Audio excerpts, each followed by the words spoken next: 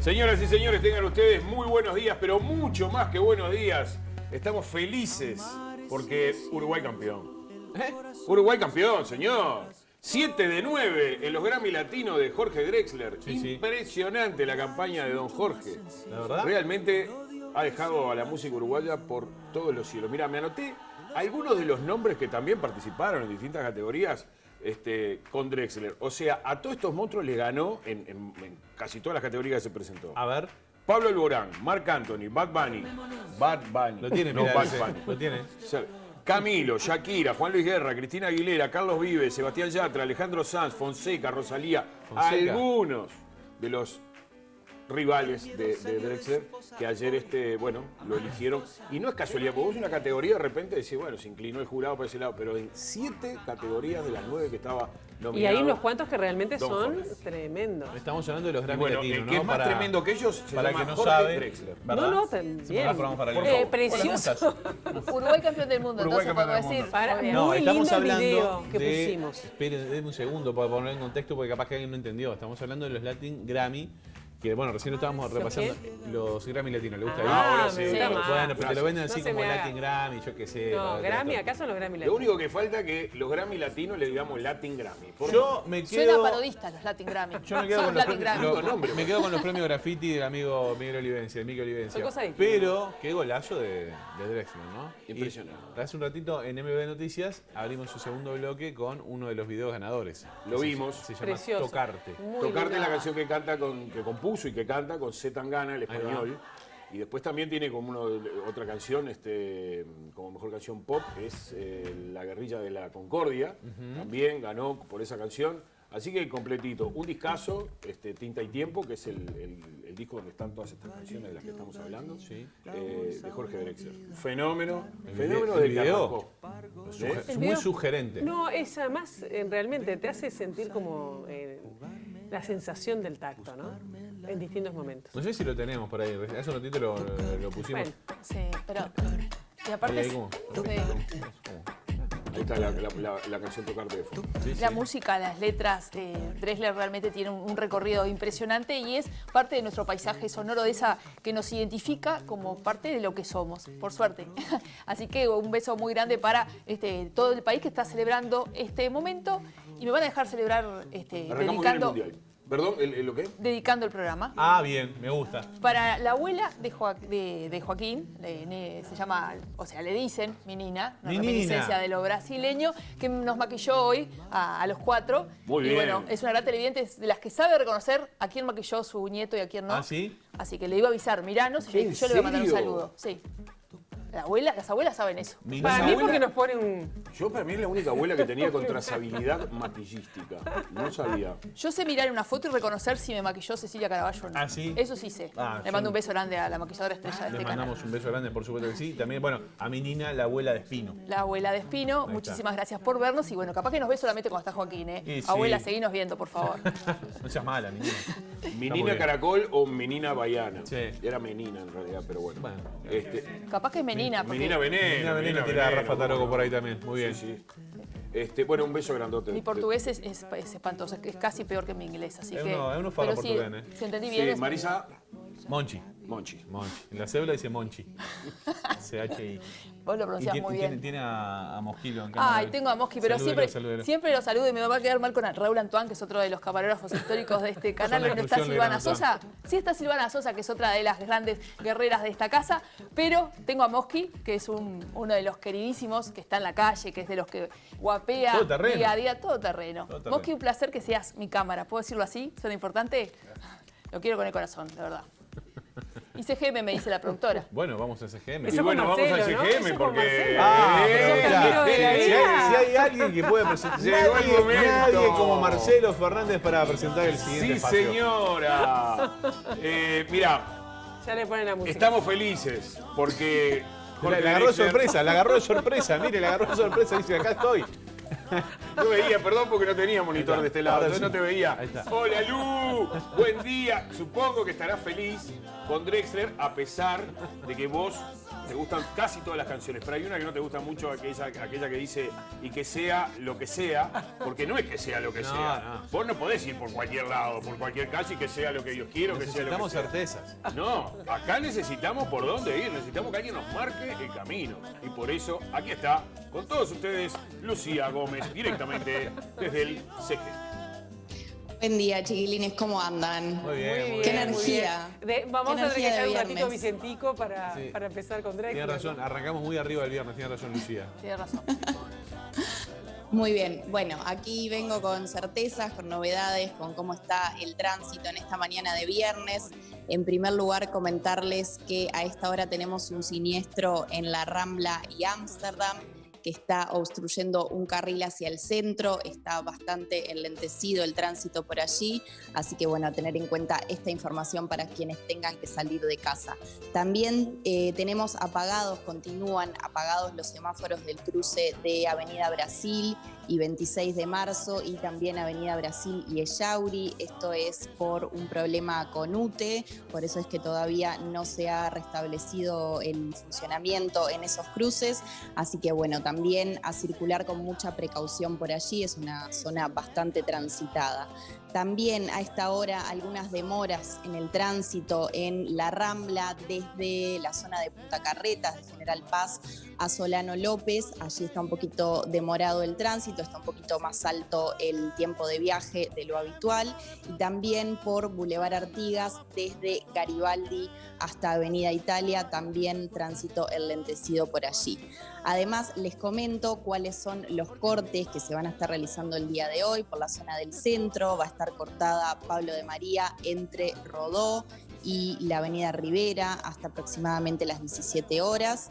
La calle Vázquez Ledesma va a estar cortada entre Roque Graceras y Tomás Diago hasta aproximadamente las 19.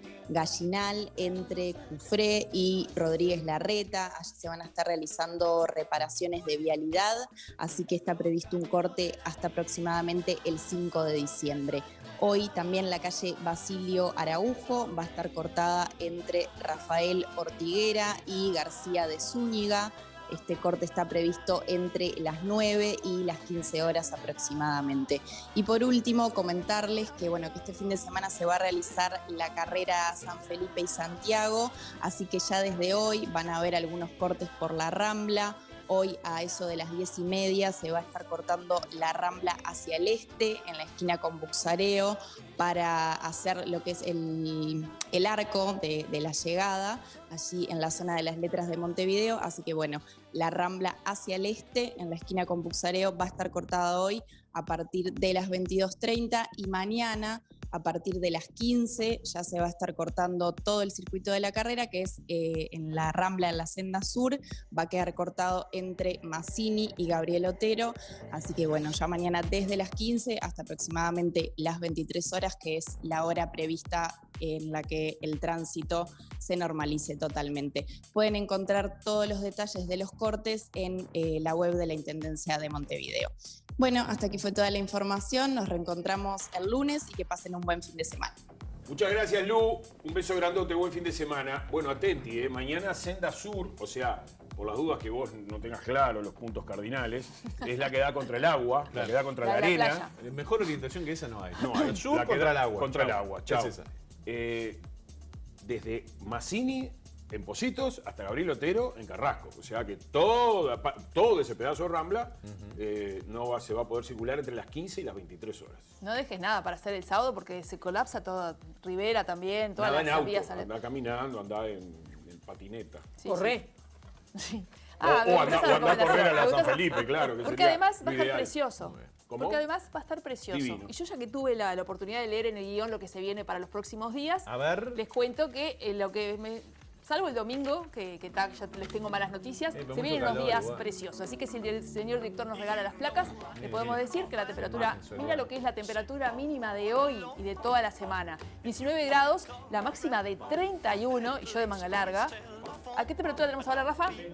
24 grados a esta hora de la mañana. Ya vine de solera hoy. Yo de anillo. Yo vine de solera hoy. Así que en noviembre, hoy estamos en noviembre. Todos estos días vamos a tener cielo claro y algo nuboso, con alguna nubosidad, 20 grados, la mínima 32, la máxima para el sábado. Y el domingo sí llegan las malas noticias. Se prevé cielo nuboso y cubierto, precipitaciones y probables tormentas, ventoso. La temperatura mínima prevista es de 21 grados y la máxima de 26. Y acá los políticamente correctos me van a hablar del campo y de que se precisa el agua y todo. No, Díganme, que llueva en el díganme qué campo. frívola, qué frívola. Cada uno lo mira de su punto, está bien. que llueva de los peajes para allá. Claro. Escúcheme, ¿qué me va a hacer con la etapa del domingo de la prohibición? ¿La suspendemos o no la suspendemos? Claro, hay Yo que diría que decretarlo sí. ahora. No, yo creo que poquita lluvia, ahí decía 3 gotas. Como dijo Ramiro Payares, Ahí 3 gotas. ¿Qué dijo Cayendo Ramiro Payares? que como no tienen que llevar maquillaje, vestuario, escenografía, uno tiene un poquito esa libertad de esperar hasta el último momento para ver si suspende o no. Y es lo que ha pasado, hemos tenido solamente una etapa de suspensión. De arranque, ¿no? Sí. La primera. Claro. Así que se viene un carnaval precioso, hemos visto muchas Sin propuestas lindas y bueno, pero lo hablaremos en la agenda cultural a la que siempre invitamos a la gente también a ir al teatro. Anoche fue salir Álvaro Recoba a anunciar el primer conjunto de la noche y arrancó una lluviecita. Pero solamente fue un susto. 2 minutos. Una y nube. se cortó. Sí, creo que media nube. Media porque nube pasó por el daba teatro ni de Llueve para- en ómnibus y llegó a mojar un poquito apenas. Y ahí dijimos, no, que está todo el mundo acá, ya, que está la murga arriba parada para cantar. Barrio Querido era la murga del Cerro, que Amé Barrio Querido. Amé. tu Con Dios, gente. Dios canta en la cuerda. Oh, Gerardo Nieto. Gerardo Nieto. ¿Quién me van a hablar de Murguista otro? Gerardo Nieto, El ¿lo mejor tenía usted, intérprete de Diego, música como Vino tropical. acá a Ciudad Viva. Sí, claro. Sí, No, sí, bueno, los- pero ese es Gerardo Nieto, pero como murguista. Claro, yo Gerardo Nieto sale en una murga. en ese Sale rol, una en ese burga. rol no lo tengo tanto. Y estuvo volando, aparte de toda la gente del Cerro, había más de un conjunto de la barriada, así que el Cerro también carnavalero, divina etapa del Teatro Verano. Cerro, grito gemelo. Bueno, ustedes saben, estamos en Twitter, @TV Ciudad Viva. Esa es nuestra cuenta de Twitter. Por allí, bueno, habitualmente subimos todos los contenidos del programa, todo lo que está pasando. En tiempo real lo tienen allí en nuestra cuenta de Twitter, que ayer recién que cerraba Twitter. Vio que lo compró Elon Musk. Sí. Y parece que renunciaron un montón de... Bueno, miles y miles. Despidió unos cuantos. Sí. Pero después renunciaron miles más y se hablaba de un posible colapso de esta red social que al día de hoy todavía está funcionando. Así que bueno, Por ahora. por ahora está todo bien. Bueno. @TV Ciudad Viva, esa es nuestra cuenta de Twitter. Pero también las cuentas oficiales del canal, que ustedes lo ven acá en el gráfico. @TV Ciudad en Instagram y TV Ciudad UI en Facebook. Muchos mensajes están llegando ya y los vamos a compartir. Algunos me comentaban a través de redes sociales justamente que tenían dificultades para verlo por internet. Es verdad. Así que bueno, vamos a ver si se soluciona ese asunto. También está tvciudad.ui, que es otra opción para vernos en vivo. Bien, vamos a estar muy visitados en el día de Sí, hoy. sí. La primera fue vamos a estar presentando una entrevista que hicimos a Mariana Zaffaroni, que estuvo por Montevideo. Ustedes recuerdan, Mariana es, bueno, ella estuvo, digamos, fue una de las bebés secuestradas en el marco de la dictadura cívico-militar en Argentina y es hija de María Emilia Islas y Jorge Zaffaroni, que todavía siguen desaparecidos. Vino a presentar un libro de historia en la Feria Internacional del Libro, pero hablamos de su vida y de su ahora. Después, dentro de un rato, vamos a tener una conexión, un contacto con México, vamos vía Zoom, porque en el día de hoy, en la tapa de Brecha, además, Eliana Gillette, en México, ella, periodista uruguaya, pero radicada en México, publica una investigación que demuestra cómo un uruguayo estuvo involucrado en la desaparición y posterior asesinato de los 43 normalistas de Ayotzinapa, en la Ciudad de México, un caso muy conocido y muy recordado. Y bueno, y también se demuestra la complicidad que tuvieron autoridades policiales, militares y civiles también en aquel momento. Así que vamos a estar charlando con Eliana Gillette sobre todo eso. Y en un ratito vamos a hablar con Sayak Valencia, que es doctora en Filosofía, Teoría y Crítica Feminista. Esto en el marco del quinto Congreso Latinoamericano y Caribeño de Ciencias Sociales, organizado por Flaxo. Vamos a hablar de varios asuntos, ¿verdad? Sí, exactamente, la vinculación de machismo, feminismo y las democracias actuales, de cómo se construye el poder político, entre otras cosas. Además, como siempre, el trabajo de nuestros compañeros en la calle. Luca Veloso está presente y no sé si también está Mauricio por allí. Todo esto y mucho más, pero enseguida de esta pausa. Ya regresamos.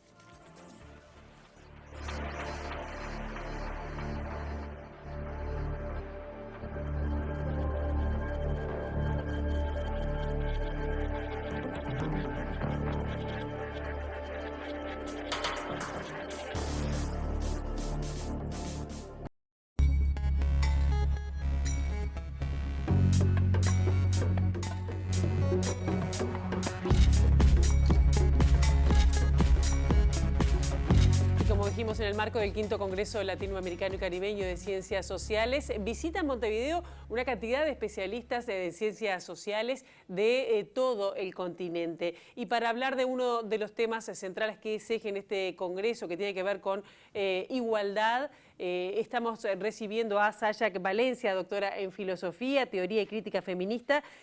Además, ha dictado conferencias y seminarios sobre fronteras, violencia, narcocultura, transfeminismos y es poeta además. Bienvenida, un gusto que estés con nosotros. Hola, buenos días, muchas gracias por la invitación. Bien, Sayak, tu trabajo, el que presentaste es Democracias Feminicidas, Estado-Nación y Necromasculinidad, ¿no? Sí. Un título que bueno, no deja de ser sorprendente. Fuerte. Por lo amplio. Claro. ¿No? Y ya una postura política además, ¿no? ¿Qué Sí. hay atrás de todo eso? Bueno, básicamente es un conglomerado de conceptos para hablar de situaciones muy complejas y muy amplias, pero básicamente traté de ver durante las últimas décadas, desafortunadamente la violencia contra las mujeres y las personas feminizadas ha crecido muchísimo en el continente, no solo en México, que tenemos un problema de feminicidio que ya podríamos pensar que es un problema endémico, porque son 11 feminicidios al día, 50 violaciones sexuales diarias, es muchísimo, es una cantidad. Si estuviéramos, Denunciadas, además. sí, denunciadas, Claro. sí, exacto, son reconocidas. Entonces, si estuviéramos hablando de un problema político a nivel internacional, sería un genocidio, ¿verdad? La cantidad de mujeres que han muerto en las últimas décadas, bueno, han sido asesinadas.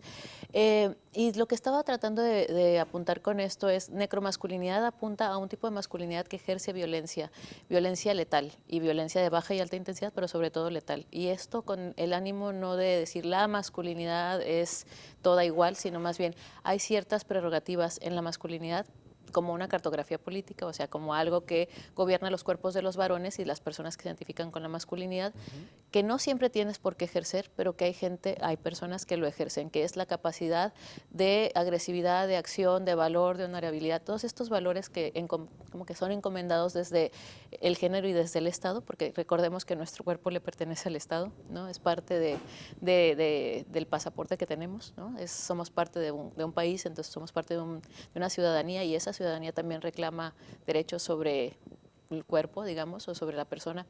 Entonces, lo que quería decir era eso, que como en lugares como que se presumen democráticos, como en el continente tenemos democracias básicamente reconocidas internacionalmente, el problema del feminicidio no solo no ha sido atajado y atendido, no se ha impartido justicia en la mayor parte de los casos, ni siquiera existe el concepto de femicidio o feminicidio en las legislaciones, por tanto, los asesinatos existen, pero no existe el registro, ¿no?, de esto. Sí, nombrar algo tiene que ver también con hacerlo visible, reconocible y legislable en estos casos. Y lo que yo quería decir en este caso es que el feminicidio y la democracia son incompatibles en sus bases. Sin embargo, porque las democracias sustantivas no podrían permitir que esto suceda, ¿no? No están no están garantizando la vida ni la seguridad de las personas feminizadas, de las mujeres, de las niñas, de otras personas. Entonces, lo que quería decir era un poco irme a la genealogía de cómo se construye la idea de democracia en el continente y la idea de la democracia que viene del iluminismo del siglo XVIII francés y cómo esto es incompatible con la práctica democrática, entre comillas, que se está teniendo contemporáneamente. ¿Y por qué se da el crecimiento de este fenómeno? ¿No? Porque es algo de lo que venimos hablando a nivel mundial, en todos los medios de comunicación, ¿no? Una apertura de cabeza y demás. ¿Por qué se da este crecimiento? ¿Cómo se explica? Bueno, hay varias líneas de investigación, digamos, y varios apuntalamientos sobre por qué se da. Primero, hay una cultura en la base, y esto es algo de lo que hablé en la conferencia, que la figura de la democracia está asentada sobre ideales, fraternidad, igualdad, que sabemos que son ideales de libertad de la Revolución Francesa. Sí, pero esa libertad, esa fraternidad y esa igualdad es solamente entre varones ciudadanos. Es como se piensa y como el dispositivo de gobierno lo plantea desde el principio en la Revolución Francesa. Hay críticas sustantivas en ese momento también. Una teórica de la época que se llamaba Olympe de Gouges, que dijo, bueno, sí, hicimos una revolución, pero ¿por qué no estamos nosotras también dentro de la idea de ciudadanía? Y la decapitaron. Bueno, básicamente feminicidio, pero de Estado. Lo que está sucediendo son varias cuestiones y tiene que ver con crisis acumulativas y con crisis a nivel de gobierno del cuerpo. crisis económicas y políticas, ¿no? Hay cierta coreografía de género para la masculinidad y la feminidad, existen otras identidades y otros despliegues, pero a nivel de gobernanza estatal sobre el cuerpo están este binarismo y las mujeres tenemos que hacer ciertas cosas, bueno, las personas que identifican como mujeres para ser reconocidas como tal y los hombres con otras, ¿no?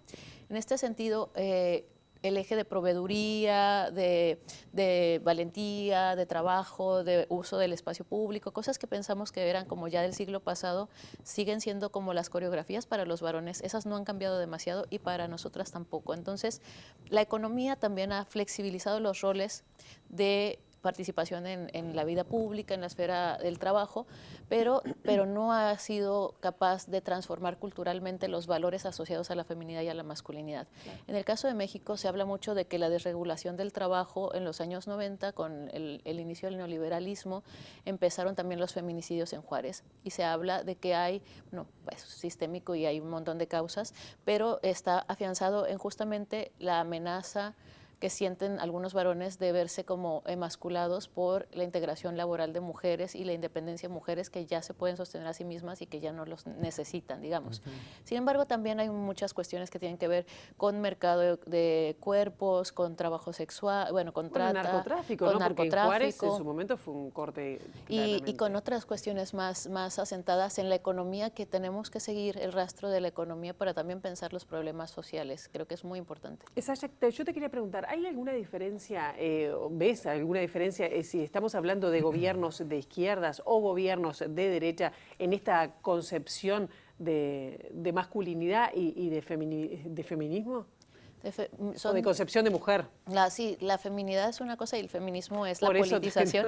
Sí, sí hay una diferencia importante y me parece que tenemos que que dejarla súper clara, y considero que por ejemplo, el resurgimiento de los autoritarismos y de los fascismos en las democracias contemporáneas, y hablamos de fascismo directamente con gobiernos como el de Bolsonaro o Donald Trump, que sus ejes son el supremacismo y la misoginia y el odio y otras cuestiones que estarían en detrimento de la persecución de derechos humanos. Y los reivindican aparte. Y los reivindican como una forma de desafío, ¿no? Estos presidentes o estas figuras carismáticas masculinas que de alguna manera crean un consenso social para el malestar, que hace que en lugar de poner el ojo en lo que tenemos que resolver, que son las crisis económicas, ecológicas y otro tipo de cuestiones que vuelven invivible el mundo, nos vamos contra las personas que nos representan una amenaza a nuestros privilegios o a los privilegios masculinos. Personas migrantes, personas racializadas, mujeres feministas, o sea, no solo mujeres, sino mujeres que están luchando por la igualdad sustantiva entre las personas, los géneros, y una serie como de variables que dicen, bueno, estos son el enemigo. Y eso es muy del gobierno autoritario de la derecha y de la derecha ultraconservadora. Y esto está muy en vinculación con el proyecto económico capitalista extractivista, que viene, bueno, obviamente desde la historia colonial de nuestro continente. Pero sí es muy diferente la agenda con respecto de una y otra, y creo que esto es importante. No podemos decir que todo es lo mismo. Probablemente hay problemas comunes y hay vías de tratamiento común a ciertas discusiones que no se están resolviendo ni en la izquierda ni en la derecha, por ejemplo la ecología, pero no es igual una agenda de izquierda que una agenda de derecha, o por lo menos no deberían ser iguales. Eso te quería hacer una pequeña consulta con respecto a esto. ¿Hay una diferencia de discurso, por lo que puedo llegar a entender o por lo que podemos llegar a ver entre gobiernos de derecha y de izquierda? Pero en la práctica tampoco es que haya cambiado demasiado, ¿o sí?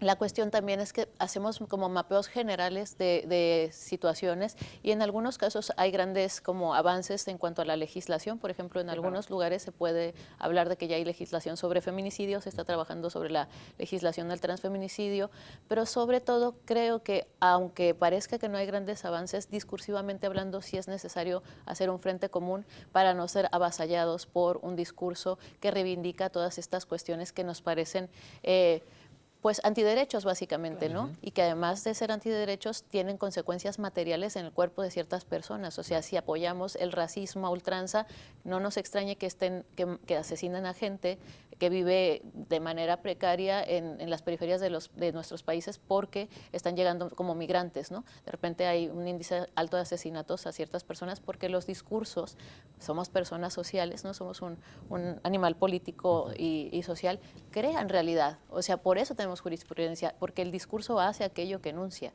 ¿no? Por eso los políticos también tienen que ser muy cuidadosos a la hora de valorar o tocar ciertos temas. A propósito de eso, ¿qué rol deben cumplir los estados? ¿Necesitamos más mujeres en política? Necesitamos mejor política, necesitamos una política, creo que podríamos pensar en que necesitamos mujeres, pero también necesitamos personas que no utilicen el token mujer como una moneda de cambio. Claro. Vemos que en la extrema... Como para cubrir una cuota solamente. Y sobre todo porque en la extrema derecha, que no son feministas, digamos, ni tampoco les interesa la igualdad, sino tener un pedazo mayor del pastel, que eso es lo que básicamente hacen, porque son conservadores pero capitalistas, ¿no? No son conservadores menonitas que vivan en apartados de la sociedad, sino que son pues básicamente los dueños del mundo y a nivel económico. Entonces, esto me parece muy peligroso decir, necesitamos mujeres. No, necesitamos una agenda política que puede estar representada por mujeres, pero que tenga que ver con justicia social. Yo soy feminista, me considero feminista, militante transfeminista, pero muchos de los espacios que se han abierto a favor de las mujeres y de la igualdad están siendo utilizados como un caballo de Troya para la derecha. Pienso lo que pasa en Italia con la vuelta de la extrema derecha, o lo que estaba pasando con Le Pen en Francia, o lo que ha pasado también en Estados Unidos y en otros lugares donde ponen a una mujer al frente de un discurso que en realidad no es un discurso antiderechos. Y me parece que es peligroso pensar que solo por ser mujeres tenemos mejores capacidades o formas más cuidadosas. Tendríamos históricamente esa capacidad, pero hay que ver la agenda también, no solo la representación, ¿no? Me parece importante. No, yo me refería, por ejemplo, acá en nuestro país se han hecho encuestas, un montón de encuestas de que la sociedad ve como necesario que los derechos de las mujeres sean contemplados a nivel parlamentario, por ejemplo, y es algo que lamentablemente no se da. Se sigue dando que las listas son generalmente encabezadas por hombres, o quienes cortan o reparten la torta lo hacen hombres. Entonces, claro, obrar desde adentro, que la mujer tenga un rol más importante en el parlamentario. Sí, yo creo que es importante eso, pero no solo como una cuota, como comentabas, ¿no? También es importante ver la agenda y ver que la agenda no se trata de una persona, sino de un proyecto político de base que va a reflejar en la sociedad unas necesidades específicas de esa comunidad, ¿no? No se trata solo de tokenismo, que es como se le dice a esto. Es más complicado desarticular todo este tipo de concepciones culturales en América Latina que en otros continentes.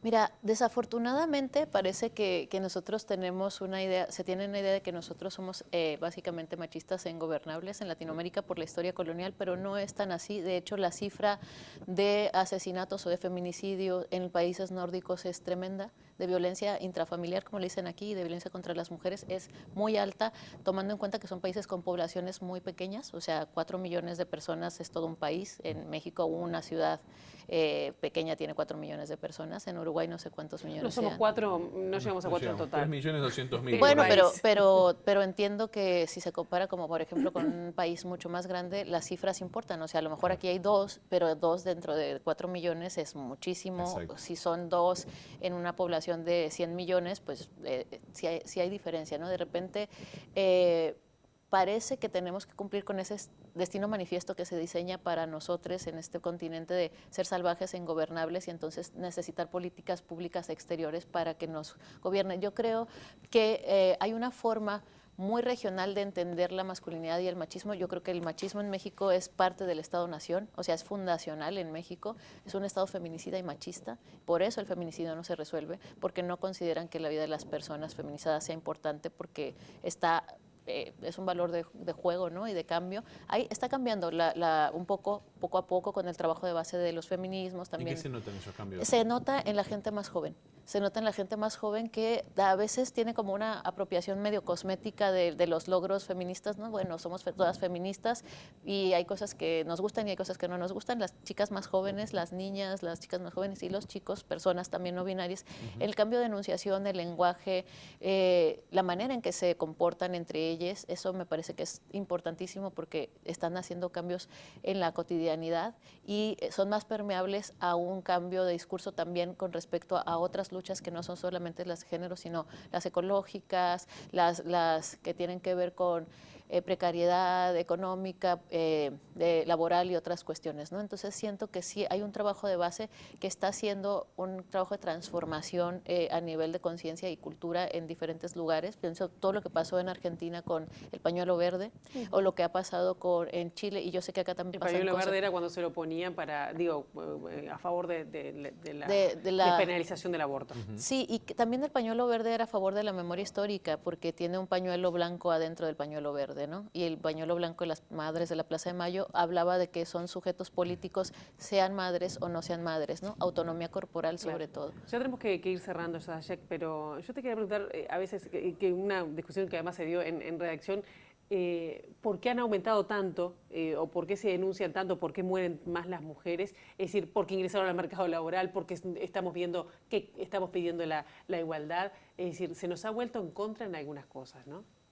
No exactamente, yo creo que hay que poner la responsabilidad donde debe caer y es en las personas que asesinan a las mujeres. O sea, no somos responsables de que nos asesinen, quien nos asesina es responsable de asesinarnos y quien permite que eso suceda es responsable directo e indirecto de una mala gestión y de un incumplimiento de garantías ciudadanas que tendríamos que tener solamente por el hecho de tener una nacionalidad o nacer en un país, ¿no? En este sentido, yo creo que hay que cambiar ese enfoque de decir, bueno, es que hemos conseguido cosas y se nos están regresando. Más bien, no hay que perseverar en la sumisión como un mal menor para no ser asesinadas. En realidad hay que decir, Estado, no te estás haciendo cargo, y además que no solamente sí nos están asesinando más, porque también hay unas intersecciones muy importantes, la autonomía económica, pero también la autonomía corporal, el trabajo de que este cuerpo nos pertenece, pero también hay mucha politización dentro de ciertos sectores, por ejemplo, lideresas ambientales protegiendo ríos, protegiendo bosques, protegiendo territorios que son asesinadas también por eso. Claro. Entonces el feminicidio tiene muchísimas aristas, no es solamente una cosa de violencia intrafamiliar, como se le dice en algunos casos, sino más bien el accionar de una máquina estatal para controlar a la población insumisa, y en este sentido a muchas otras poblaciones, pero en este caso las mujeres, que son parte del contrato sexual, que es algo que se viene hablando desde los años 80, que dice que somos propiedad prácticamente de la masculinidad y entonces pueden hacer con nosotras lo que quieran. Zayek Valencia, quedamos pensando en unas cuantas cosas, ¿no? Uno saca las reflexiones y dice, bueno, nos avergüenza nuestro género masculino en algunos casos, ¿no? Por ejercer ese tipo de cosas. No, yo creo que no es una cuestión de vergüenza, sino de responsabilidad, de decir, yo no lo hago, como cuando dicen, es que no somos todos. Claro, entonces no son todos y sabemos que no son todos. Entonces, dar un paso al frente y decir, estamos en contra de eso y además no queremos ser incluidos en ese tipo de violencia y vamos a hacer cosas sustantivas desde nuestra posición como varones y con cierto poder en el espacio público, claro, para no permitir que eso siga siendo una moda o un chiste macabro, ¿no? Muchísimas gracias por estos minutos, por tu Gracias venida a Montevideo y que la disfrutes. Que no conocías, ¿o sí? No, esta es la primera vez, así que muchas gracias. Bueno, estoy muy contenta. El clima ayuda para recorrer la ciudad también. Sí, está maravilloso. Gracias. Gracias a ustedes. Un placer. Gracias. ¿Una pausa? Hacemos una pausa, ya seguimos con Ciudad Viva.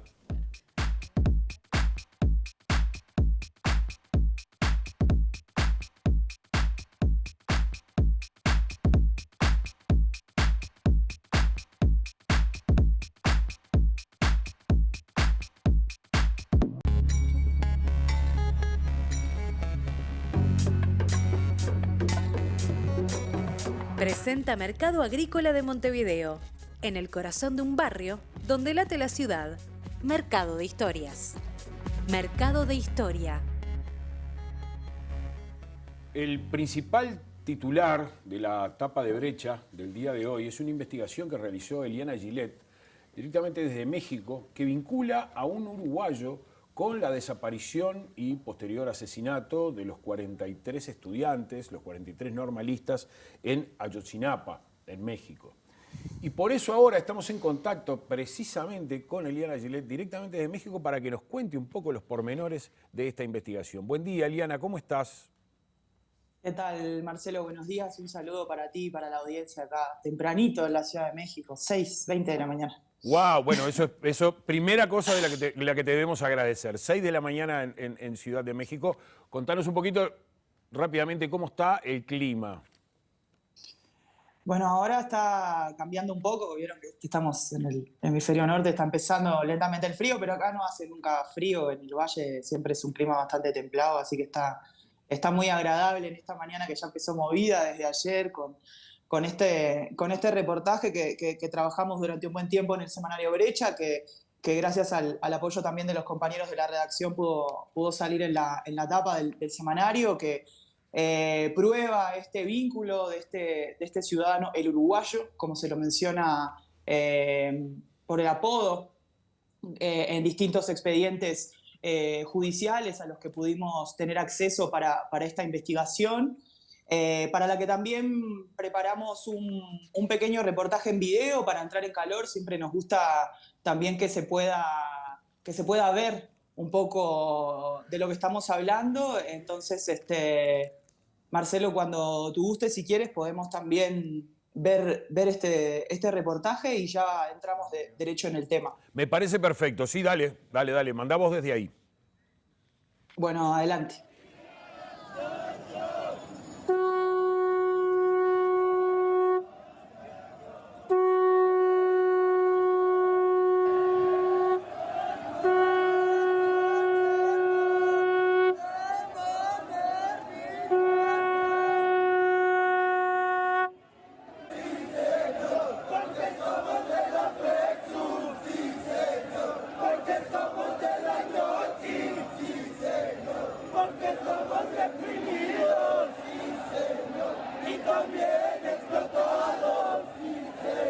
Mi nombre es Ángela Buitrago, hago parte del grupo de expertos independientes denominados GIEI, como medida cautelar 409 del 2014 de la Comisión Interamericana de Derechos Humanos.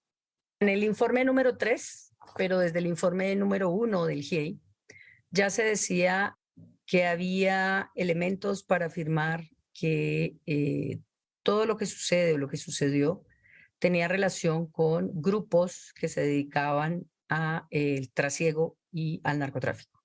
Siempre se nos negó, se nos dijo que no había ninguna investigación en el primer momento, se nos dijo que no había posibilidad de tener información sobre eso porque no había trasiego. Así fue claro. En el informe número 3 vas a encontrar todos los hallazgos que se hacen con respecto a varias personas que fueron capturadas en marzo, mayo y junio del 2014 por el tema de tráfico de drogas en esta zona. Y ahí empiezas a ver cómo el uruguayo es uno de los expedientes donde, entre otras, se ve cómo era habitual, cómo utilizaban los camiones o los transportes públicos para hacer lo que ellos llaman las caletas y poder traficar esta droga. Es un proceso que ya está con sentencia, es un proceso que tiene mucha información adentro, hay muchísima información para sacar de allí, ¿no? Bien, Eliana, ahora contanos vos cómo sigue esta investigación. Este uruguayo, de acuerdo a tu informe, que estuvimos leyendo atentamente hace un ratito en Brecha, está preso en México desde hace 8 años e inclusive estaba preso cuando sucedieron los hechos. ¿Cómo es su vinculación y la del grupo de narcotraficantes con la desaparición y asesinato de los 43 estudiantes?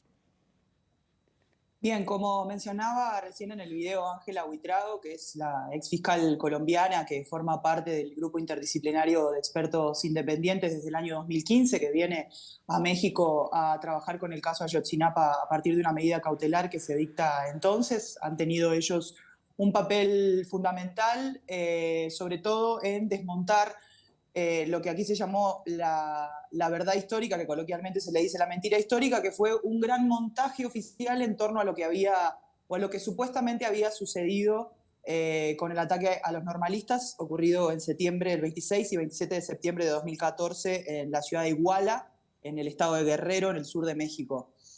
Lo que se revela con el tercer informe de este grupo interdisciplinario de expertos independientes es que el motivo del ataque está vinculado a la protección del sistema que trafica drogas desde Iguala a Chicago, Estados Unidos. Esa hipótesis que fue planteada desde un primer momento se puede confirmar recién en este tercer informe que ellos emiten en septiembre, donde aparece un dato que confirma que tanto la autoridad, particularmente los organismos de inteligencia, conocían de la detención de este ciudadano uruguayo ocurrida el 10 de julio del 2014 y ellos mismos la vinculan como un antecedente de lo ocurrido en Ayotzinapa. La importancia del caso del uruguayo, del que damos una descripción muy exhaustiva en el semanario Brecha, es que la forma en la que a él se lo encuentra, digamos, el mecanismo que él utilizaba para traficar estas drogas, es el primer antecedente que comprueba la existencia de este tráfico, que es la principal hipótesis que sostiene el ataque a los normalistas. Esto fue ocultado por la autoridad mexicana durante más de 2 años a las familiares y a los expertos independientes que desde el inicio habían solicitado a la autoridad que le brindara toda la información que tuviese disponible sobre la actuación de grupos criminales dedicados al narcotráfico con este método. Entonces, por un lado está la confirmación de que la autoridad vinculó al uruguayo al caso de Ayotzinapa. Por otro lado está que el mecanismo que se inaugura con esta detención del uruguayo, que se prueba que existe, tiene que ver directamente con lo que ocurre meses más tarde y también con que lo que nosotros pudimos encontrar es quién es. Lo que publicamos en este reportaje de Brecha es cómo este uruguayo tiene vínculos con una familia de comerciantes importantes de Tacuarembó, vinculados al Tacuarembó Fútbol Club, y que también tiene algunos integrantes militando en las listas del Partido Nacional y dentro del gobierno municipal de Tacuarembó. ¿Cómo era la mecánica que tenía este grupo de narcotraficantes precisamente para traficar la droga a los Estados Unidos? Cuando al uruguayo se lo detiene el 10 de julio del 2014, se lo detiene en una bodega en la ciudad de Puebla, donde se lo encuentra en un autobús de pasajeros que tiene modificada en la parte del motor un mecanismo para ocultar paquetes de droga o de dinero, a lo que, como refería Ángela Buitrago en el video, se les llama ellos mismos le habían bautizado caletas, que son una forma de esconder, en este caso heroína. Él se lo detiene con 24 kilos de heroína en paquetes negros con un detallito impreso con un caballito de Ferrari, y $280.000 en efectivo. Se lo detiene con otra persona que también lo señala a él como un integrante de esta organización criminal, que es la misma que está probado que participó en la masacre de los 43. O sea, el uruguayo forma parte del mismo grupo criminal que participó activamente en la desaparición de los 43 estudiantes de Ayotzinapa. Esto también se sabe, por un lado, por lo que le digo, documentos de inteligencia militar que fueron recientemente analizados, incluidos en este informe por el grupo de expertos independientes, gracias a la participación directa que tuvo en eso el presidente de la República, Andrés Manuel López Obrador, que fue quien permitió el acceso de los expertos a la inteligencia militar. Se han confirmado muchísimas cosas desde que estaban los estudiantes infiltrados por un agente encubierto militar, que de hecho es uno de los estudiantes desaparecidos. Quiero decir, y con esto es muy importante, que la autoridad de inteligencia tuvo en todo momento noción de lo que estaba ocurriendo y no actuó para evitar la desaparición de los jóvenes, y es ahora todo ese cúmulo de información que se sabe que existe la principal vía o el hilo de donde tirar para poder dar con el paradero de los estudiantes. Entonces estamos en un momento muy importante. La revelación de la aparición de este uruguayo en el informe 3 de Ayotzinapa es algo muy importante incluso en México. Su caso ha cobrado relevancia y bueno, un poco con esta investigación que hemos publicado en el semanario Brecha intentamos colaborar con ese empuje a la verdad que han dado los familiares, los estudiantes y buena parte de la sociedad mexicana, incluso en el Uruguay, que ha salido a reclamar por el esclarecimiento de dónde están los 43, ¿no? Bien, este cártel, este grupo de narcotraficantes, he leído por ahí, es el grupo denominado Guerreros Unidos, ¿no? Del cual formaba parte este uruguayo. Contanos un poquito más acerca del perfil de este uruguayo que, reiteramos, está preso en México ya desde hace unos años. Nosotros pudimos acceder a algunos detalles bastante documentados, como les decía, a partir de expedientes militares, los expedientes judiciales que lo procesaron a él desde el 2014, que lo tienen detenido. Él está procesado por portación de armas, portación de armas de uso exclusivo del ejército, por delitos contra la salud en modalidad de posesión de heroína y por operación con recursos de procedencia ilícita por el dinero que tenía en las manos cuando se lo encuentra, que estaba todo en denominaciones bajas, en billetes de 50 y 20 dólares, según el parte militar con el que es detenido.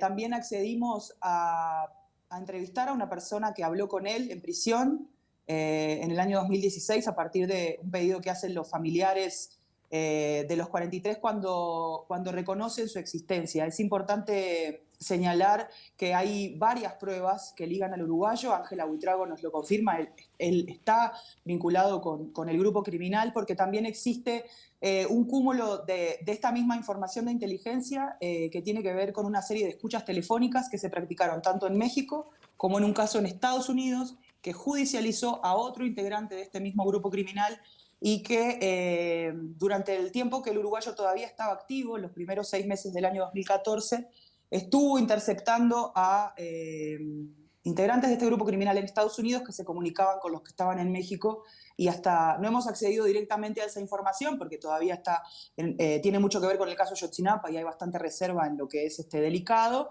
pero está probado que el uruguayo también fue intervenido por el propio gobierno norteamericano o fue parte de esas intervenciones que el gobierno norteamericano hizo por medio de la DEA, la autoridad antinarcóticos de ese país.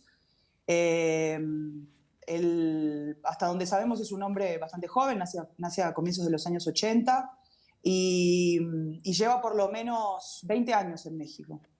Tiene su familia aquí, parte del vínculo que él mantiene al casarse explica un poco también su trayectoria. Y bueno, es un tema interesante donde hasta donde sabemos la autoridad uruguaya no ha participado, no ha colaborado de ninguna manera hasta el momento, y bueno, también estaría interesante ver si a partir de la publicación de esta evidencia las autoridades toman un poco cartas en el asunto, ¿no? Eliana Gillet, directamente desde la Ciudad de México, muchísimas gracias. Gracias a ustedes, y te robo nomás un minutito, claro, Marcelo, para agradecerle a todos los compañeros del semanario, que no los voy a nombrar a todos, pero que muchos me ayudaron para hacer este trabajo, que colaboraron con información, con el chequeo de datos, a Rosario Touriño, que editó este trabajo, a los compañeros de Armado, de redes sociales, y recordarles y pedirle a la audiencia que este trabajo de investigación está hecho y publicado por una cooperativa de trabajadores, como es el semanario Brecha, que es muy difícil a veces hacer estos trabajos en Uruguay, en cualquier lado, y que bueno, si tuviesen la amabilidad también o el interés en estos temas, pueden ahí acercarse a su kiosco o suscribirse al semanario Brecha, que todos se lo vamos a agradecer a esta cooperativa para seguir adelante con estas tareas que tanto nos agradan, y les agradezco también a ustedes que tengan el espacio para replicar el trabajo que hemos hecho. Muchísimas gracias, Eliana, un beso grande. Un saludo a todos. Muchas gracias. Entonces, el contacto directamente con Eliana Gillet desde la Ciudad de México. Ahora vamos a ir a una pequeña pausa y continuamos porque hay mucha más Ciudad Viva aquí en TV Ciudad. Mercado Agrícola de Montevideo, en el corazón de un barrio donde late la ciudad. Mercado de Historias. Mercado de Historia.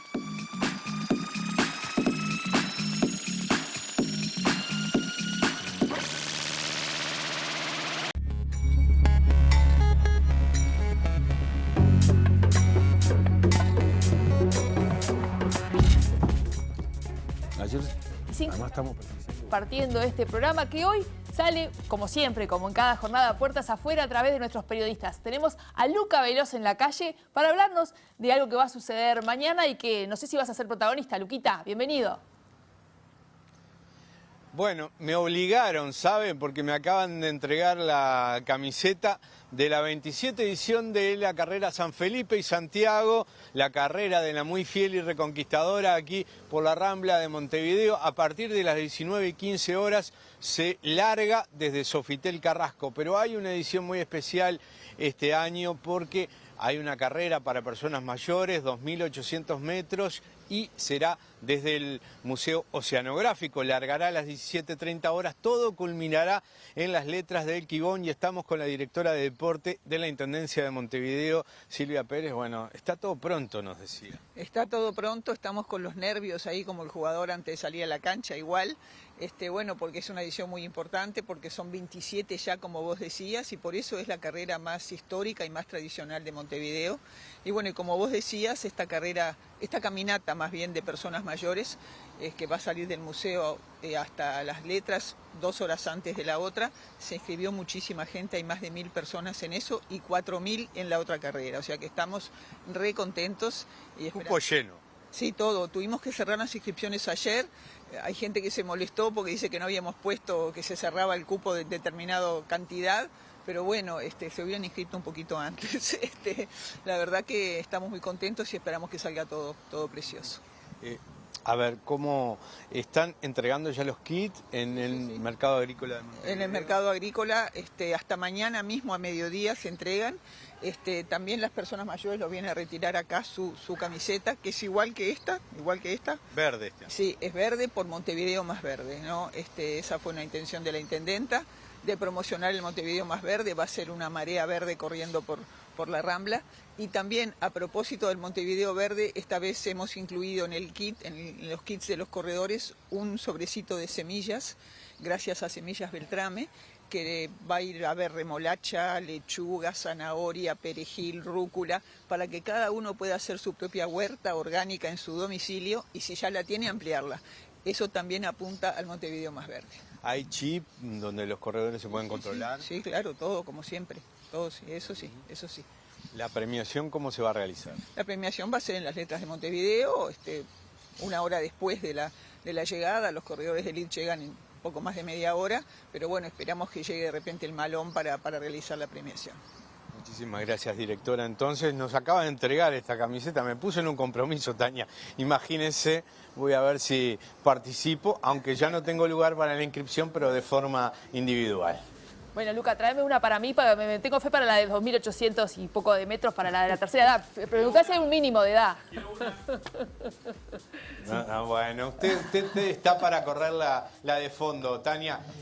Hay que acotar que TV Ciudad lo va a estar transmitiendo esta carrera, así que todos prendidos a la pantalla de TV Ciudad o en la Rambla, que es lo mejor. Es verdad, Luca, muchas gracias por este móvil, por esta invitación a la que nos sumamos de disfrutar. Ahí de repente como hinchada, si no la podés correr, estar ahí acompañando. Y realmente cuando viene esa especie de marabunta de gente corriendo, a uno le da una emoción gigante. Y bueno, ese apoyo que se da, sobre todo a los que llegan. Último, me tocó Yo soy de las que aplaudo. Sí, a mí me pasó de hacer por una promesa, una del INJU, y llegué última, pero literal, que llegué de las últimas y había gente todavía esperando, gente en el costado que saludaba el pasaje. Así que preciosas estas cosas que suceden en la ciudad.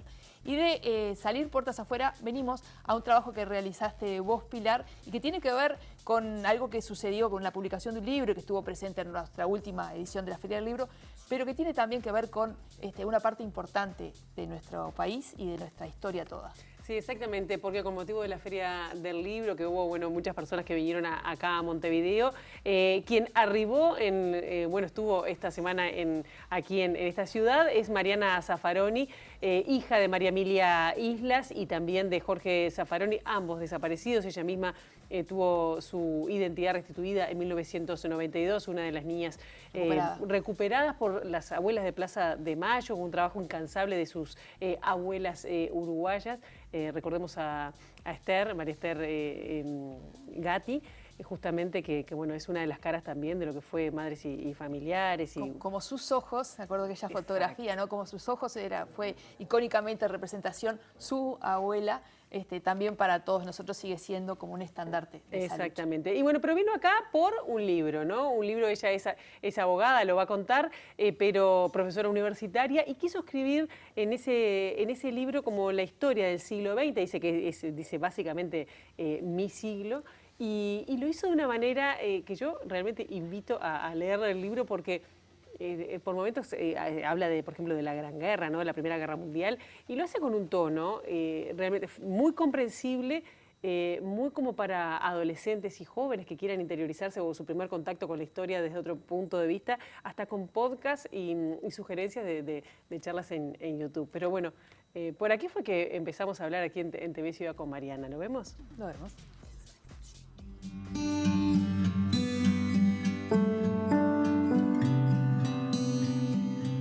La trae por Uruguay y por Montevideo un libro. Mariana, ¿cómo estás? Muy bien, muchas gracias, Pilar. Realmente es un gusto tenerte con nosotros y viniste para presentar esta historia del siglo XX, ¿no? Sí. ¿Cómo se surgió esta idea de crear un libro que voy a decirles, ella lo va a decir mejor que yo, pero como lectora realmente me sorprendió, porque no es un libro propiamente de historia, aunque relata la historia y es muy divertida. Muy divertido de seguir, ¿no? Bueno, muchas gracias, te agradezco. El elogio es lo mejor que me podías haber dicho. Sí, mi pretensión no es el rigor académico, pues yo no soy historiadora, como vos dijiste, soy abogada, soy profesora y no de historia, pero en mi profesión me dedico justamente a tratar de enseñar aquello que generalmente es aburrido, muy pesado o muy teórico, tratar de hacerlo más llevadero y más divertido y mostrar que también eso que es aburrido puede ser un poco más interesante. A mí la historia me gustó siempre, siempre me gustó leer, siempre soñé con escribir un libro, pero nunca supe de qué. Y bueno, en algún momento todo eso hizo clic y dije, bueno, voy a hacer un libro de historia sin pretender ser historiadora, pero tratando de contar para quien quiere saber qué pasó y entender cómo pasaron las cosas,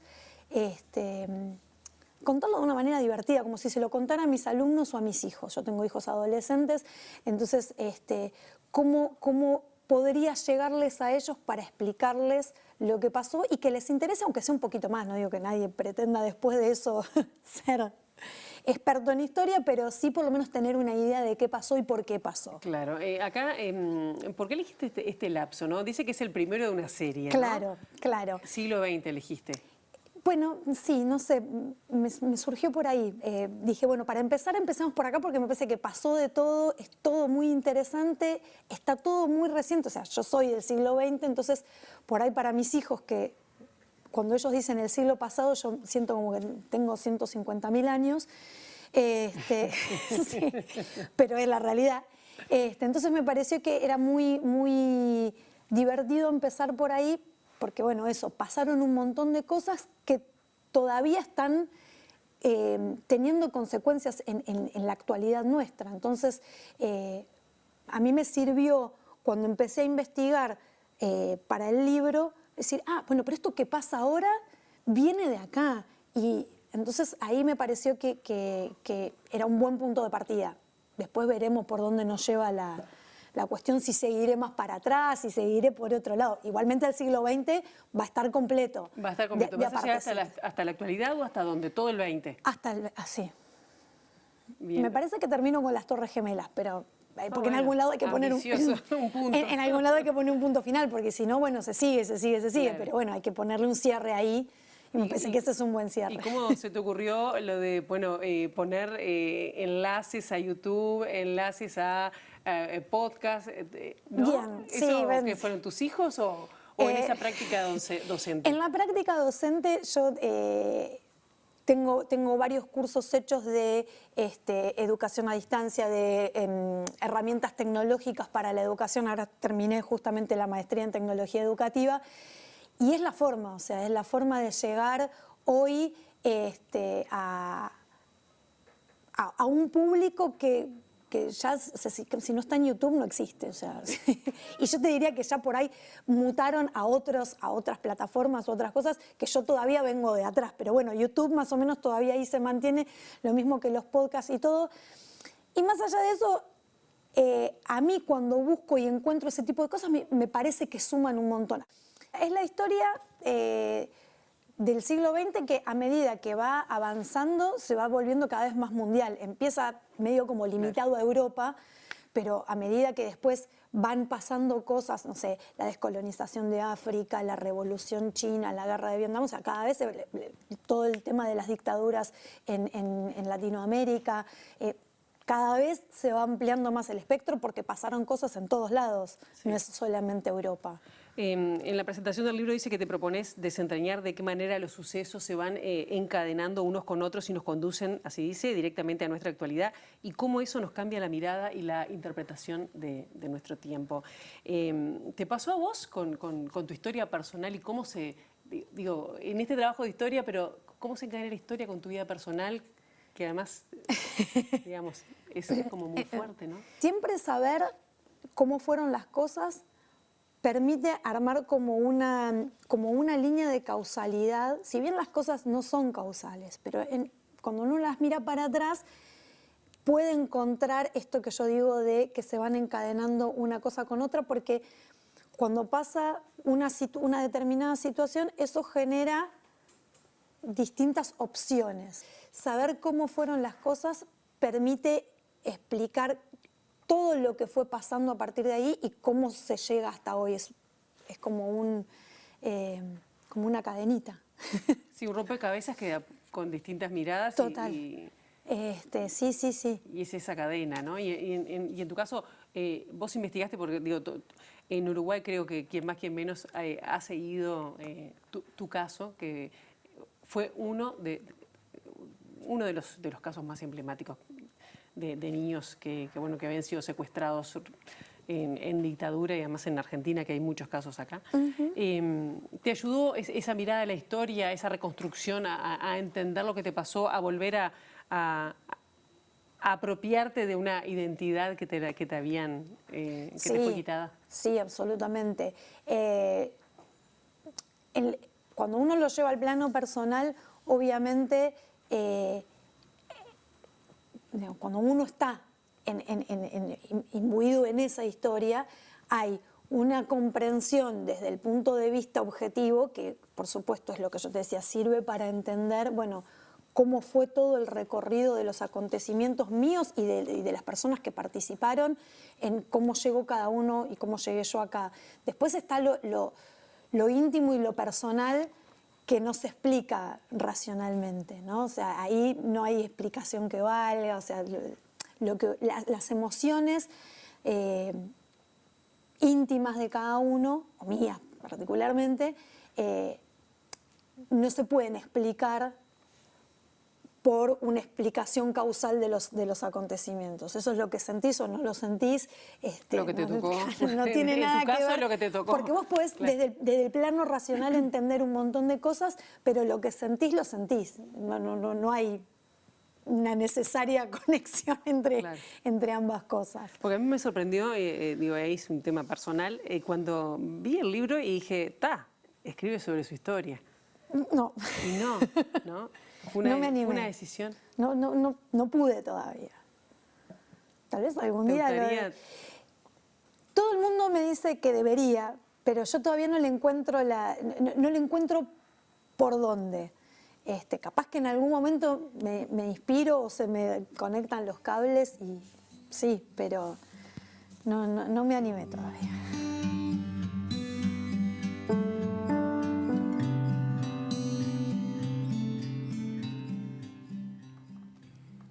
Qué belleza esa pantalla, me trajo todos los carteles y ustedes dos conversando. Y qué pertinente esa visión tuya, esa pregunta. Yo también esperaba, porque me imaginaba que Mariana debe haber contado su historia y le habrán contado su historia muchas veces. Sí, exactamente. No se animó todavía, ¿no?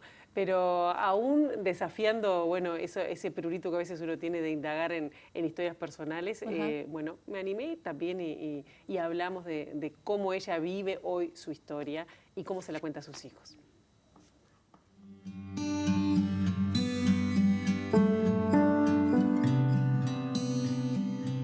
¿Cómo es ahora tu vínculo con Montevideo, con Uruguay? Porque en tu momento, bueno, vos fue en el 92 que recuperaste esta identidad y en un momento de la adolescencia además como muy, muy complejo, viviendo además en una familia que bueno, tu padre de crianza o apropiador, no sé cómo lo llamás vos, estaba en el núcleo duro, ¿no? de la represión.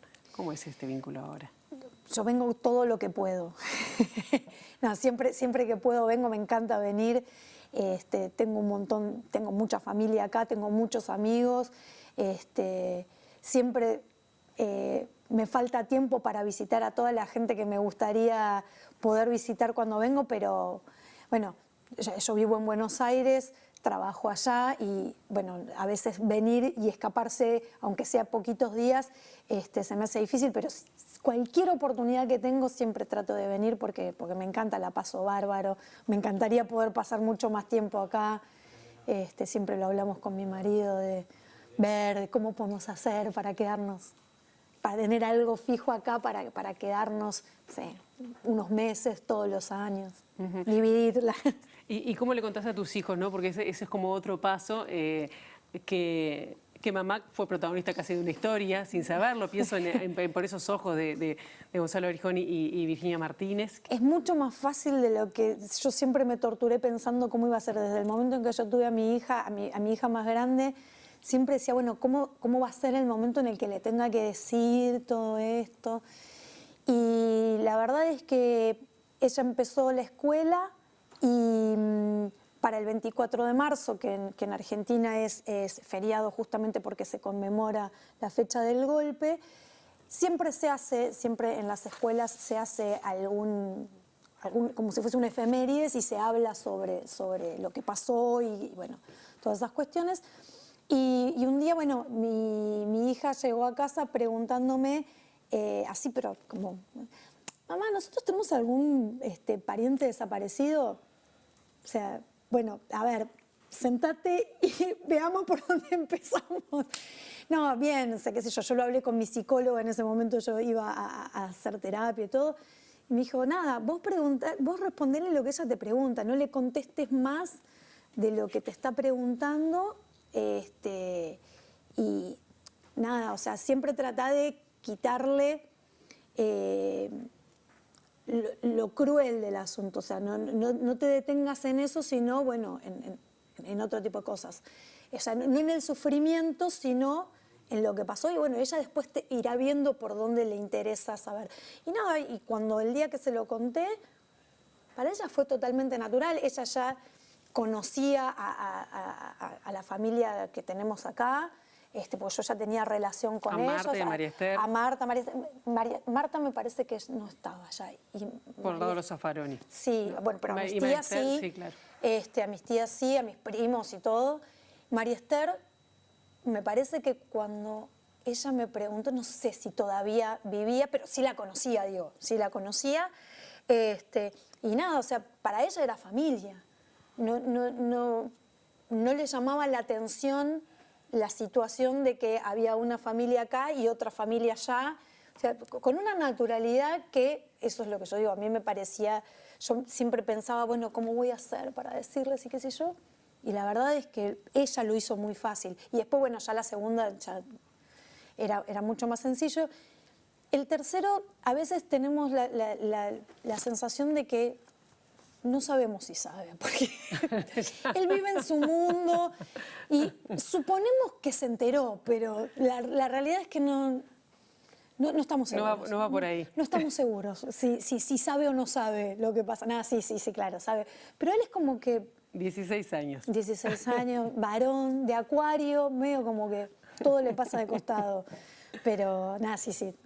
Cada vez fue más fácil. Obvio. Obviamente. Estaba pensando, no sé, vos seguís de cerca más o menos lo que es, por ejemplo, la política, los avances o retrocesos o amenazas de derechos humanos en Uruguay. Más o menos, sí. O sea, tengo gente que sigo en las redes y más o menos voy viendo lo que publican y todo, pero no es que leo diarios y estoy informada sobre todo lo que está pasando, no te voy a mentir. Porque hace unos días la autoridad educativa sacó un libro de un historiador de la bibliografía sugerida para historia y puso el del expresidente Julio María Sanguinetti, ¿no? El primer presidente de Uruguay luego el primero en democracia en esta vuelta, ¿no? Lo cual ha sido también cuestionado por la rigurosidad o no el enfoque, ¿no? Del enfoque, claro. Vos ves, pienso en ese caso, pienso en a veces nuevos discursos de odio que están surgiendo o negacionistas. ¿Lo ves con temor? ¿Cómo se dice eso? Que también pasa en Argentina, Sí. pero en Argentina capaz que se ha buscado más en algún punto. A mí la verdad es que viendo lo que sucede en Argentina y en otros países también, en Brasil, en Europa, en Estados Unidos, me asusta mucho algunas cosas que están pasando o algunas cosas que se están diciendo con una liviandad, y en realidad no me preocupa que se digan, sino que me preocupa que representen a alguien. O sea, digo, si esa gente tiene el espacio que tiene para decir todo lo que dice, es porque representan a una porción importante de la sociedad. O sea, me preocupa que haya una porción tan importante de la sociedad que piense de esa manera. Porque si no representaran a nadie, nadie les daría un lugar para que digan nada. En Argentina está pasando con sectores muy de ultraderecha, que muchos jóvenes de la edad de mis hijos te dicen, no, yo voy a votar a Milei. Es un desquiciado, tipo es un desquiciado. Y dice cosas que vos decís, no puede ser lo que está diciendo. Y vos querés darles a entender, o sea, lo he conversado con mis hijos o con amigos de mis hijos, no, bueno, pero que tampoco les importa entender mucho de lo que están diciendo, pero en algún punto les pega el discurso, les toca algo que les parece que está bien. Y hay un montón de gente que piensa igual, porque si no, este tipo no saldría a decir lo que está diciendo si nadie lo escuchara. Claro. Eso es lo que me preocupa. ¿Qué tenés pendiente con respecto a esa búsqueda tuya, capaz que más personal? Porque también en Argentina el caso de tus padres y el tuyo fue juzgado, ya pasó Sí. por la justicia. ¿Te queda alguna materia pendiente en eso, alguna búsqueda pendiente? A mí me gustaría saber qué pasó con mis papás, o sea, dónde están, dónde los puedo ir a ver, dónde puedo ir a visitarlos, o sea, saber eso. Después todo lo demás, a mí personalmente no me va a cambiar nada, pero sí me gustaría saber qué pasó con ellos, dónde están, eso. Más que nada eso, y bueno, y saber si como se dice que mi mamá estaba embarazada cuando la secuestraron, si ese hermano llegó a nacer, si la mataron antes, porque bueno, en una de esas podría tener algún hermano y no saberlo, y no me gustaría no conocerlo. O conocerlo. ¿Y a tu padre de crianza, apropiador, no tenés la posibilidad de preguntarle? ¿Nunca le preguntaste? Sí, yo le pregunté, pero o sea, la respuesta de él es que una vez que se lo llevaron de Argentina, él no sabe. Y más allá de eso, no me ha podido, no me ha querido, no ha sabido decirme más que eso. Así que ahí como que me choco contra una pared que no pude traspasar. ¿Mariana o Daniela? No, Mariana. Mariana. Muchas gracias, Mariana. No, a vos.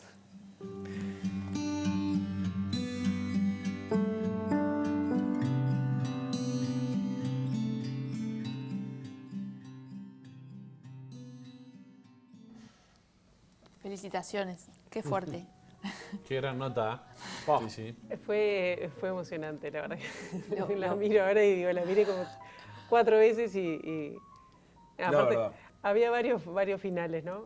Sí. Estaba diciendo, digo, Sí, acá es el final, no, esperá un poquito más. Pero aparte, ¿quién sos? Debe ser la pregunta más fuerte de la historia del hombre, de la humanidad, ¿no? Y saberlo. nada, cuánta maldad que puede tener el ser humano para provocar las cosas que provoca. O para no intentar repararlas después que sucedieron. Totalmente. Tremendo. Bueno, felicitaciones por la nota. Y qué imagen fuerte que siguen siendo y seguirán siendo hasta la eternidad esos ojos de Mariana Bebé que interpelan y que nos siguen interpelando Y el día que tengas dudas, el día que de repente cualquiera de nosotros podamos tener alguna duda, el día que se nos vaya un poquito la memoria, tenemos que apelar a esos ojos, tenemos que seguir mirando esos ojos. El día que los podamos mirar de frente y tranquilos, porque en definitiva encontramos a los papás de Mariana, por ejemplo, ahí capaz que podemos estar un poco más tranquilos. Si no, ojalá que esos ojos a muchos, sobre todo a los responsables, no los dejen dormir, cosa que es nada más que una expresión de deseos. Bien, y lo importante es seguir buscando, ¿no? Porque ella dice, se quedó esa duda del hermano, y por eso es que en Argentina sobre todo hay mucho trabajo en decir si hay dudas de su nacimiento, de su filiación, vayan a hacerse ese examen, acérquense a abuelas de Plaza de Mayo, que también la historia de ellas es nuestra historia. Sin duda que sí. Lo que han ayudado a descubrir a cuántos bebés, la identidad, reconocer la identidad de tantos bebés secuestrados en la Argentina. Totalmente. En Argentina y en Uruguay.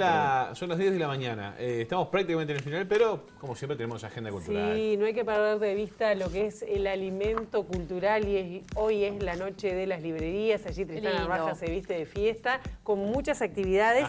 Son más de 80 las librerías y espacios culturales en Montevideo y también algunos departamentos del interior del país y algunas propuestas solo para señalar. A ver. La Lupa Libros allí en la calle Bacacay desde las 20 horas habrá un mercado de libros en la calle y también un intercambio con Pablo Martínez, el coordinador del libro Se acabó el recreo. El proyecto educativo conservador estuvo hablando de ese tema estos últimos días acá en Ciudad Viva. También va a estar Florencia Núñez en un concierto acústico y Ernesto Tavares e Iván Crisman de ET y Los Problems. Qué lindo menú tienen, ¿eh? Y después, bueno, Tristán Narvaja y Uruguay habrá cine al aire libre con la proyección de la película Benedetti, 60 años sin luz. Esta proyección va a ser gratuita allí en Uruguay y Tristán Narvaja.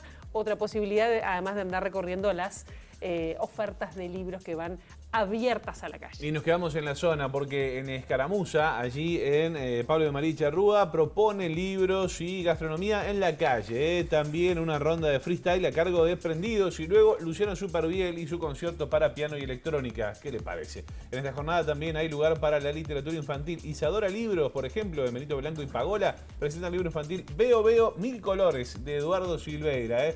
Toda la programación para esta noche de las librerías se puede consultar en la web de la Comuna Capitalina.